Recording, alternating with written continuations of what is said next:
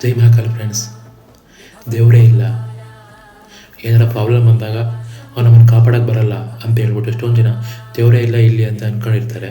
So ತೆಲುಗಲ್ಲಿ ಬಂದಿರೋ picture ಅಖಂಡ ತಾಂಡವ.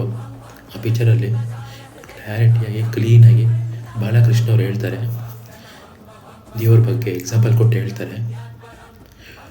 ಯಾರೋ ಬಗ್ಗೆ ಹೇಳ್ತಾನೆ, ನಮಗೆ ಈ ಥರ ಕಷ್ಟ ಬಂದಿದೆ, ಅವ್ನು ನಮಗೆ ಕಾಪಾಡೋಕ್ಕೆ ಬಂದೇ ಇಲ್ವಲ್ಲ ಅಂತ ಕೇಳಿದಾಗ ಬಾಲಕೃಷ್ಣ ಅವರು ಅಖಂಡ ಒಂದು ಕ್ಯಾರೆಕ್ಟರಲ್ಲಿ ಹೇಳ್ತಾರೆ, ನಿಮ್ಮ ಫ್ರೆಂಡ್ ಇದ್ದಾರೆ, ಅವರು ನಿಮಗೆ ಫೋನ್ ಮಾಡ್ತಾರೆ, ನೀವು ಎತ್ತಲ್ಲ, ನೀವು ಇದ್ದೀರಾ ಅಂತನಾ ಇಲ್ಲ ಸತ್ತೋಗಿದ್ದೀರಾ ಅಂತನಾ ಅಂತ ಕೇಳಿದಾಗ ಅವನು ಹೇಳ್ತಾನೆ, ಇಲ್ಲ ನಾನು ಸತ್ತೋಗಾಗತ್ತೆ, ನಾನು ಬ್ಯುಸಿ ಇರೋದ್ರಿಂದ ಫೋನ್ ಎತ್ತಕ್ಕಾಗಿಲ್ಲ, ಇಲ್ಲ ಏನೋ ಕಾರಣದಿಂದ ಎತ್ತಕ್ಕಾಗಿಲ್ಲ.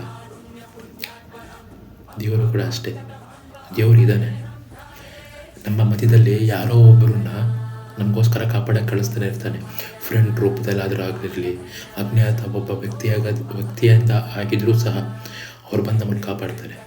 ಸೊ ಇವತ್ತು ದೇವರಿಲ್ಲ ಅಂತ ಅನ್ಬೇಡಿ. ಆಮೇಲೆ ಅವನು ನಂಬಿದವ್ರನ್ನ ಯಾವತ್ತೂ ಕೈ ಬಿಡಲ್ಲ ಅನ್ನೋದಕ್ಕೆ ಆ ಪಿಕ್ಚರಲ್ಲಿ ಕ್ಲಾರಿಟಿಯಾಗಿ ತೋರಿಸಿದ್ದಾರೆ. ಅವರ ತಾಯಿ ಸತ್ತೋದಾಗ ಚಿತೆಗೆ ಬೆಂಕಿ ಇಡೋಕ್ಕಾಗಲ್ಲ, ಏನಕ್ಕಾದರೆ ಧರ್ಮ ರಕ್ಷಣೆಯಲ್ಲಿ ಇರ್ತಾನೆ. ಹಂಗಾಗಿ ಸ್ವತಃ ಆ ಶಿವನೇ ಆ ತಾಯಿಗೆ ಬೆಂಕಿಗೆ ಚಿತ ಇಡ್ತಾನೆ.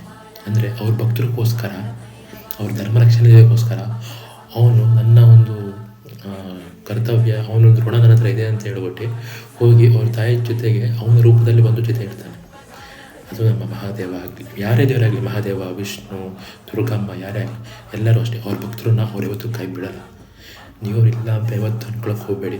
ನಿಮಗೇನಾದರೂ ಕಷ್ಟ ಕೊಡ್ತಿದ್ದಾನ, ಪ್ರಾಬ್ಲಮ್ಸ್ ಬರ್ತಿದ್ದಾವ, ಅದನ್ನು ಕಲಿಕೆಯಾಗಿ ತೊಗೊಳ್ಳಿ, ಚಾಲೆಂಜಸ್ ತೊಗೊಳ್ಳಿ, ಅವನು ನಂಬಿ ಹೆಜ್ಜೆ ಮುಂದೆ ಹಾಕಿ, ಎಲ್ಲ ಅವ್ನು ನೋಡ್ಕೊತಾನೆ.